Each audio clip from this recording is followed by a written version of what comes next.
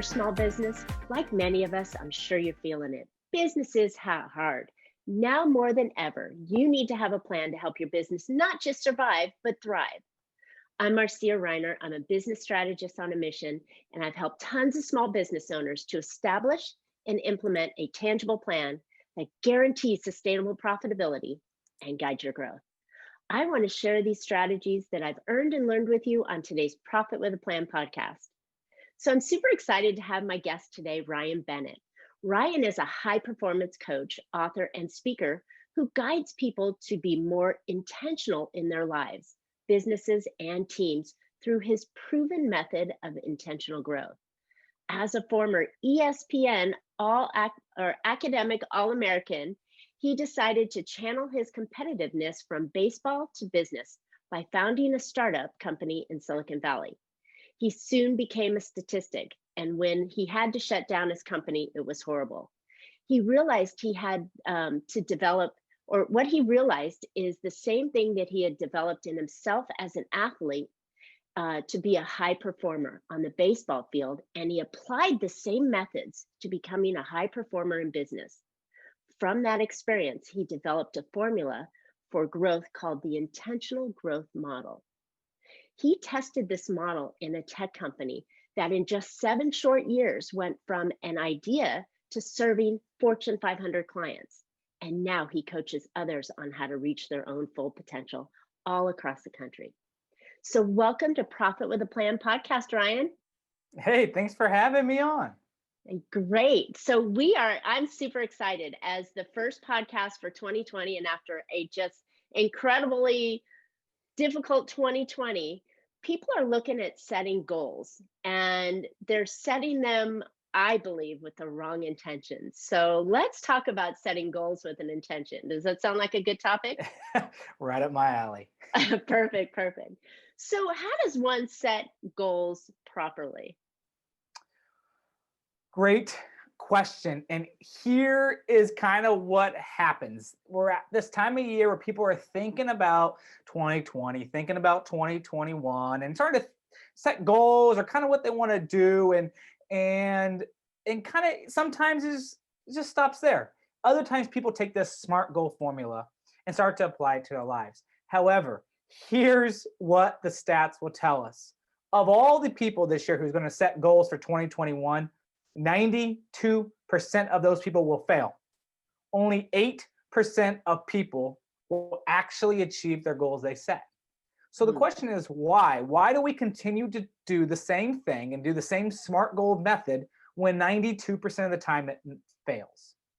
And what I've come to understand is that people who set just goals by themselves are only focused on the outcome or the scoreboard. And what we need to do this time of year is think about how do we develop ourselves? How do we intentionally grow our own selves so that way we're good enough to achieve those goals that we set right now? Like it. Okay, so we have to work on ourselves to make the goals happen. I know that people just go out there and they say, okay, so I'm going to make $1 million this year. And then they're like, yeah, okay. And then they continue the worst process that never got them there from the year before. So great. So what are some of the strategies that we can use to work on ourselves so those goals survive? Yeah, so I think it all depends on where you want to go. But from my learning, I've come up and coined a term called the intentional growth model. And so let me explain to the audience, and I'll tell you why it matters to how we set goals. So the intentional growth model talks about knowledge plus disciplines or intentional actions leads to growth. And so our challenge is that sometimes on the knowledge side, all we do is just consume books or YouTube videos or motivational quotes, but without putting things into action, it's not going to lead to growth. Or sometimes this time of year, especially when we set SMART goals, we are so focused on the disciplines, on what we need to do tactically, that we don't step back and say, hey, what awareness do I need to grow in myself? What new knowledge, what new skills, what new sales skills or information do I need to expand upon? So then when I put my intentional actions in place, it leads to growth. So that's the intentional growth model. And so as we think about right now what we should be doing, we actually should take a pause. and take a deep breath. Yes. And reflect upon last year Hmm. and go away, have a board meeting with ourselves or take a half a day, turn our phones off and reflect upon the previous year. What went well? What didn't? What did we learn? Who do we want to become in 5 years from now? Who do we want to become in 1 year from now? And let's say we do want to make $1 million next year. Well, we probably should have had some momentum moving towards $1 million, right? That has to be realistic. Right. But in 5 years, it's a great dream in 5 years. Awesome. What do we need to do tomorrow to develop ourselves and the person who's good enough and valuable enough to the marketplace to be paid $1 million? Love it. So that is the formula. And inside there, there's 4 steps to actual intentional growth that we can go in there if you want. But everything's based on the formula, the intentional growth model is what I teach. Like it. So therefore, if we're taking that time, and most busy business owners, they don't have that time to go back and reflect and turn off their phone and work on their business. How do you address that if they don't have that time? How do you make sure that the person that does this carves that out and really what's yeah. That's a great question, and it comes up all the time. In fact, I had a call this morning of a man I coach, and we had this exact conversation because everything's going 2021 starting off a bang. He's opened another restaurant. He's doing something else, and it was like I don't have time to pause and think about my goals. And what I said to him is, if I put a meeting on your calendar for 3 hours to brainstorm where your business would be, you would pause and you would come to that meeting and be prepared for that 3 hour meeting to brainstorm where your business wanted to go. How come you value my time more than you value your own time? Like, why can't you go and carve off time for yourself as the business owner? That's valuable, valuable, valuable for next year to pause, reflect on what's going really well in your business, think about where you want to take it, and then take that opportunity cost type of structure, saying, hey, if I came in as CEO of my business today, what would I continue to do? What would I expand upon, and what would I remove? Who would I let go? Who would I hire? And that removes that tries to remove the emotions of the past to say, hey, if I'm fresh today as 2021, the new CEO, what would I do moving forward that's best for me in the business? So that's sort of what we were talking about this morning. I like it. I like putting that, hey, if I'm going to take over this business and I'm going to clean house or I'm going to get it moving in the direction that I want to with that fresh idea. I like that. That gives you, insights on the saying or vision in saying this is where I think I can move the company. And that's good. But it's still I think it's the challenge of getting them to take those 3 hours off. So Yes. Well, I think it's also the wording you use, right? Take 3 hours off. No, you're investing 3 hours of your brain power into where you want to take your business, right? And good. I that's like like that. that's what's great about hiring somebody like you is that you can help walk them through these strategies and carve off time for them, and then they can go and think about it. So it's a good combo of like what you do mixed with some intentional dreaming, intentional visualization is what psychologists will call it. I like it. I like it. So good. Okay, so now we've taken that time and done the 3 hours to intentionally visualize the direction we want our business to go in and that fresh idea. Um, you've got some strategies that talk about how to work through those plans, right? Yeah, so we're talking about the intentional growth. How do we intentionally grow? First part is dreaming, right? Mm, We just talked a little bit of that. The psychology around it is the word visualization. So the more in detail you can think about the future, the more your brain is really efficient. So the more your brain's going to create neural pathways to help you achieve that goal. So it's not like putting the universe and coming back. It's not quite like that, but it is the efficiency of your brain to help create the neural pathways. So that's step one. Now, once these neural pathways are created and you have a dream and an idea of where you want to go, this is where we do need to set goals. We have okay. to know what the scoreboard is. So SMART goals don't work, but setting goals do work. You do need to set a goal. And so this is where we kind of go and say, okay, this is where probably most business owners know what to do. You set goals for a year from now, and you try to break those down into quarterly goals and monthly goals. So that's step two. You think, yes. Yes, You we hope. hope so. Yes. And if not, there's tons of stuff out there to help for people to learn how to do that. Hmm. And so what I think is that's the knowledge side of the world. right? We know where we want to go. We know what it looks like when we get there. So now what do we need to do? We need to take intentional actions. And I I like call it. these daily disciplines. Ooh. And so they're based upon the psychology of how habits are created in our brain with our neural pathways and our striatum. And do you want me to explain how habits are created? Would that be helpful? Sure. Yes. Okay. So what we're talking about is creating daily disciplines, which are good habits in our lives because that's pushing us to become the person good enough to achieve the goal. So how do we create habits? So how a habit is created is in the prefrontal cortex of our brain. So that's where original thought happens. That's where ideas happen. That's where the thinking happens. We Hmm. think of something that we need to do, and that signal then is sent down a neural pathway to the middle of our brain in an area called the striatum. Now, the striatum's job is only to perform the action that's sent to it. So the prefrontal cortex sends the message down to the striatum to say, hey, go do this action. The striatum performs the action. And at that point, we get a dopamine kick. We say, hey, good job. Good Yes, job. good job. So that Check. pathway is exactly a check off a box. That's why checking off a box feels so good. And that's why they teach making your bed the first thing in the morning. You start that pathway already. So what happens is the more you think about it, the more the signal's going down that neural pathway, the more the neural pathway expands. And what that means is the easier and easier it is to do that action.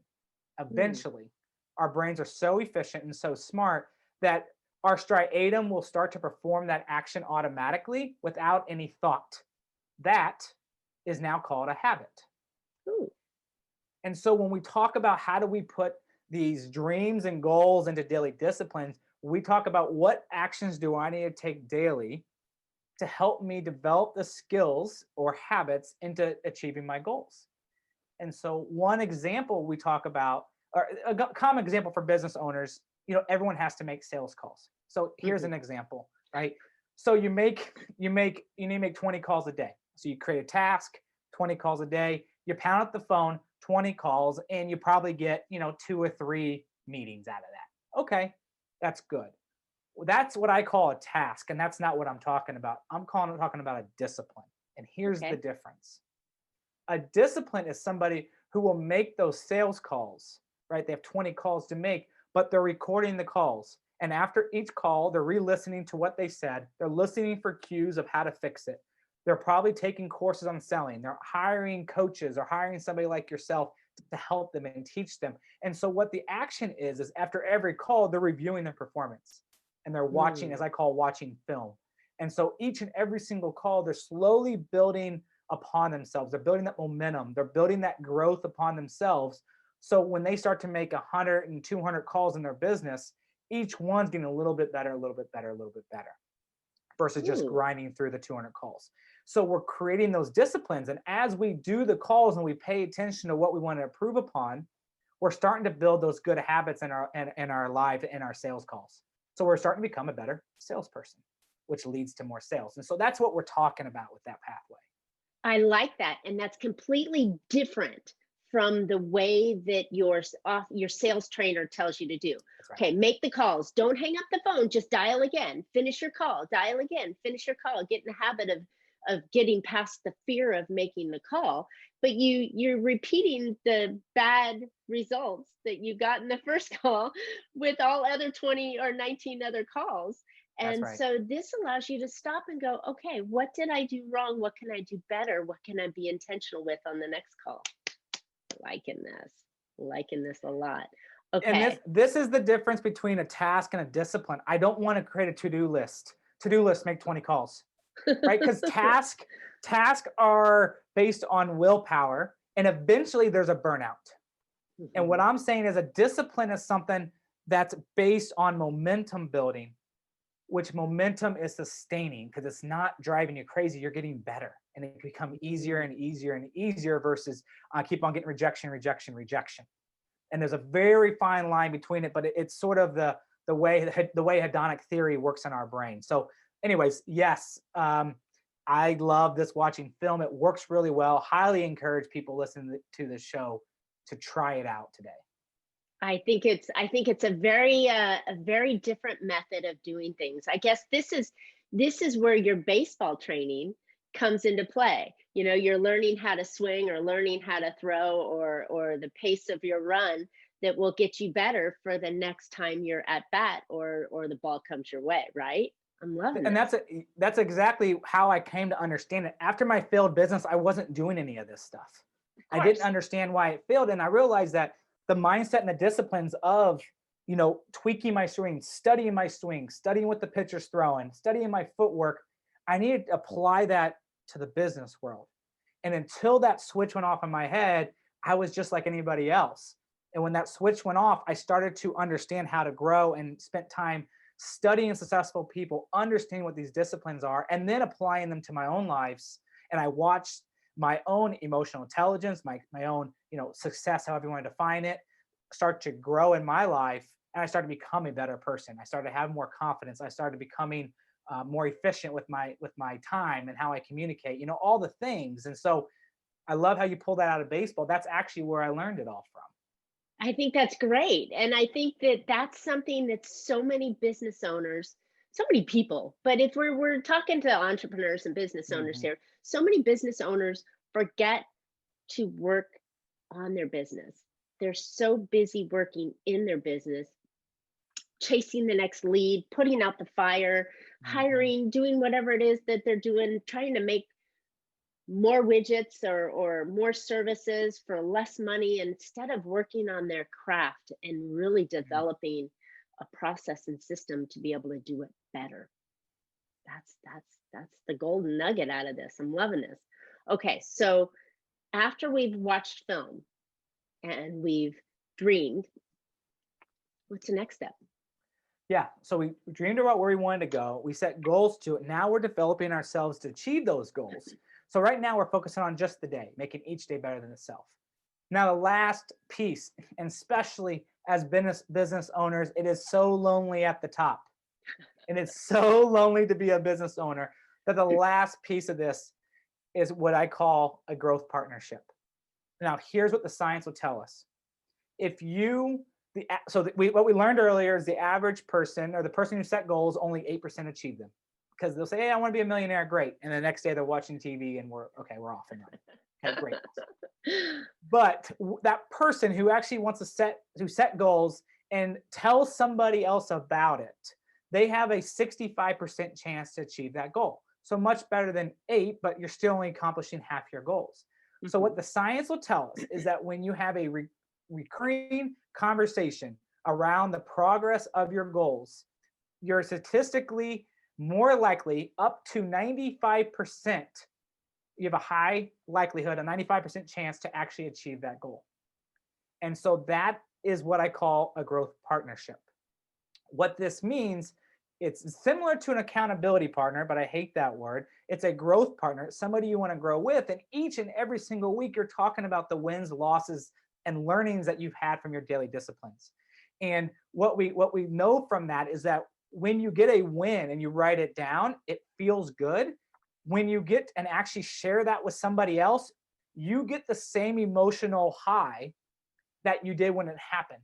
So what you're doing is you're Mm. building upon the same momentum and the good feeling, the good dopamine kicks that you happen when it happened. And so that is really great to build momentum towards where you want to go. Not only the growth partnership is really solid because as a business owner, you really don't have anybody to share your wins with. And so it's wonderful to have a safe spot that's encouraged to get a little humble brag about yourself, because that is what makes you actually emotionally feel better and keeps the momentum going in the right direction. So last part is to find somebody to do it with. Join a mastermind, find another business owner to do it with, join a breakfast group of entrepreneurs, whatever it may be, but find somebody to grow with you. That person needs to not be a yeah.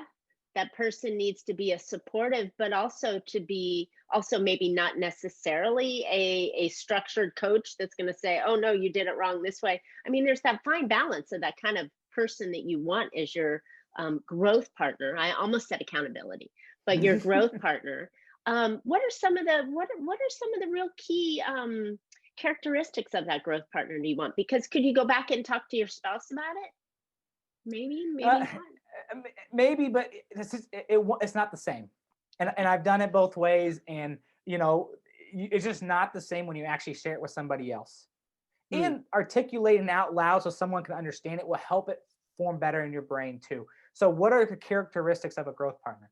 First and foremost, it's somebody who wants to grow with you.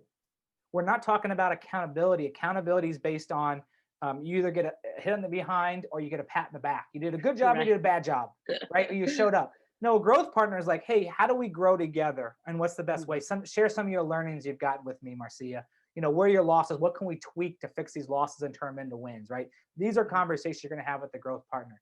So first and foremost, they need to be growth minded, want to grow with you. Most likely they're a peer at sort of the same life stage as you, because it's just easier, it makes more sense. Mhm. And last of all, you look for somebody who's like a great listener, and then somebody who can encourage you.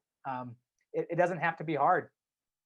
I love it. It's making me think of the people that I've shared my wins with and cried over, losses with as well, that I unintentionally had a growth partner with these peers that I've worked with.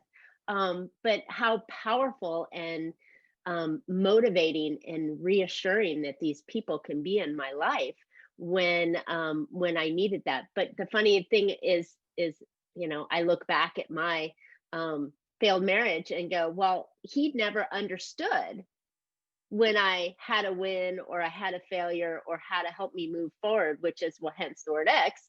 And I think that that's important to have is the right people in there, and maybe not your spouse is going to understand what Mhm. it's like to be a business owner and have that direction or understanding of the the monumentous task you just won or how to keep you moving when you got that failure. Yeah. And I would not advise having a spouse as a growth partner, and for a few reasons. But the major one is that the spouse is probably in the day to day with you, because every Right. night you're talking, right? What we want, somebody we meet once a week with, who can take it outside and ask those questions that we can't see. They almost act like a strategist at a low level, right? Like, Right. you understand this, Marcia, as a strategist. They act like one kind of a really low level of that, but it's helpful that they're in the outside looking in at you and your business. I like this. This is such valuable information that business owners forget to do. And I often talk about planning and so on as that underutilized and often forgotten business tool. But goal setting, people go, okay, it's January. I've got to set my goals. Okay, I sit down. Last year I made, 25 sales a month. This year I'm going to make 50. I'm gonna make 50 sales. Okay. And so they're making crap up and there's really no basis in it. And then they're just continuing their status quo trying to achieve them and they're not doing the work. And so I love these four categories that you put together that will help support these goals that you're trying to do. And I go back to the challenges that they're not going to have any time to do them. But on the flip side of them, if you don't do them, you're not going to achieve it. You're going to be one of those, 92% that fail because you haven't done the work, the necessary work, and that is needed to achieve those goals. And I love it. So, okay, I think we've got a few more minutes here. We've got about 5 or 6 minutes to talk about a few things. And I think the thing that I want to talk about the most is what type of goals should we be setting? And I know each business is a little bit different. And, I just don't want our listeners to go off and waste time on goals that maybe aren't um, business movers for you. So, what kind of goals should they be setting that this skill set works perfectly for? Yeah, I may be a little biased in this one, but I have a firm belief that like we need to be well-rounded people. And so what I teach is there's 7 pillars that I have people I coach set goals around, and only Okay. one of those is business and career. So Okay. but you can do more like tactical goals inside the business. But if what I tell people is you could be the richest person in the world, but it's not going to be very fulfilling if you're an asshole, or if you have no family and you have no lifestyle and you have no fun, and you're overweight or not healthy. Like, these are things that really affect your life. And so what I talk about is, how do we make a well-rounded person? And you Ooh, can't lead others until you lead yourself well. And what does that look like to you? love And it. these are the questions that when you go and pause and you think about and you dream about, these are the questions that I want people to be asking about themselves. What do I want my life to look like in 5 years? What's the lifestyle? Like, yeah, maybe I want 50 paying clients, but what if I just want 10 clients that are paying 5 times more money, right? Because I value my time after hours. Or what if I'm a Yeah. real estate agent and I have a growing family? Saturdays and Sundays are really tough. So what do I actually want to do in 5 years? Oh, by asking these questions, like, oh, I want to recruit people underneath me so I can manage a team during the weekday and have the weekends off, right? So these are questions that kind of will affect what goals we set, because Mm. there are related. Yeah, they're business, but also they're more lifestyle, family. What do I want my spouse to, what relationship my spouse to be? Do we take vacations? Like, that's why it needs to be well rounded, and that's my opinion of it. Think about where you want to be, and how do you lead yourself well first, so that way then you can lead the organization and the people underneath it really well. I love it. That's that life work balance that so many business owners cannot fathom or make work at all, and I think that that's it, because we all started our businesses because we knew something and we had that dream of freedom, right? And then we get Yeah. into the business and we create a job that Mhm. we own and labor 16 hours a day, on this thing that we hate. And finding that balance in life and with your goals, and encouraging those goals that you're setting to push the balance so you can have the business of your dreams. Loving this stuff. Yeah, and notice what I said. I didn't say 1 year from now. I said 5 years from now. And I didn't say you give up what you're doing now. I'm saying we're working ourselves in to build the business that we actually want to run. And yeah, Right. that may mean grinding it out this year. It may mean that stuff, but at least we're moving towards where we want to go. And one of my internal things, love to hear your feedback on this or what you do, but one of my internal like checks is I try to have fun at my job, like think my job's fun 4 out of 5 days out of the week. Ooh, That's my that's good. balance I try to have. That's good. I like that. I like that a lot. So, we have to enjoy it, right? It becomes we're working more than we're sleeping or spending time with our loved ones. So, why not have fun with it? I like that. Yeah. Good goal. Good goal. I like that because, looking forward in your goals and saying that I'm working hard now because, or so that I can do this in the future. And this is the lifestyle I want to have in the future. Nobody wishes a job or a business and then poof, they're an instant millionaire and then they never have to work again. They're setting up the foundations and making the plan, right? I'm a big planner, to get to the road that they want to be on, the fuzzy, sunset or whatever that is at the end of the path. But it takes work,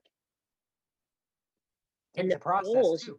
yeah, and those goals that you're making along the way should be leading you towards the direction you want. I Mhm. like that, and it doesn't happen overnight. So 5 years is a good time. I agree. I think, 5-year plan, whether you're exiting, you're starting, you're expanding, you're growing, if you have something long enough, then you can re-engineer it and put it all in and get into the tactics side of it, but it should include your lifestyle that you want. Good stuff. All right. So this has been a great conversation on goal setting, appropriately timed for this time of the year. And I know a lot of people are going, oh, I got to set them, get them off my desk and just park them in what I like to say, that someplace on the shelf that they're going to grow mold. And instead of, working and living these goals, where can listeners, I'm rattling on, where can listeners find out more about you and your intentional growth method? Yeah, two places. One is on Instagram, where I post some of these thoughts at ryan.intentionalday. And then the other place is I give away a free webinar where I teach this stuff and more of the psychology and research of it. And so it's at my website, theintentionalday.com/live training. Love it. Love it. This is great. And then you have your book, right? And I have my book. Yeah, so I have a book. So all the stuff I just talked to you about is in here, where you can actually set your daily disciplines up and have your growth meetings. And so that's the book that's tied to all of it. Great. And we can get that on your website as well, correct? That's right. Perfect. I love it. So one more question. So I thought, baseball guy, jock, you're looking at making your swing better, but there's a lot of psychology with this as well. Was that your degree in school? It wasn't, but I kind of want to go back and get it now. My degree was in entrepreneurship. Like, I love businesses and that, but I'm fascinated now with the mindset, and I realize how much of that was formed for me from my playing days. And so I kind of wish I would go back now, and I'm still thinking about it, of going back and getting a psychology degree somewhere. Right. Well, I mean, I wouldn't want it to mess with your great ideas that you've got, but it's such an interesting thing, our brain.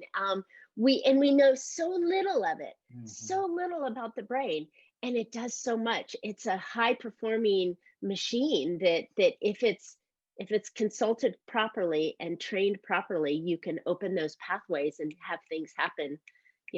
I like to say that opportunity only comes to those that are prepared and ready for it. If we're training our mind to be more efficient, then we're and effective, we'll be more effective and efficient. So I'm loving this. So good stuff. All right. Thank you so much. Listeners, I hope you found an idea or two to put into your business. I hope you're going to take this strategy that Ryan has and implement this into your business, because I know it's going to make such an impact for you and make you more profitable. So considering what's happened to businesses this past year, now more than ever, it's important to create your own profit plan so that you can have a thriving business.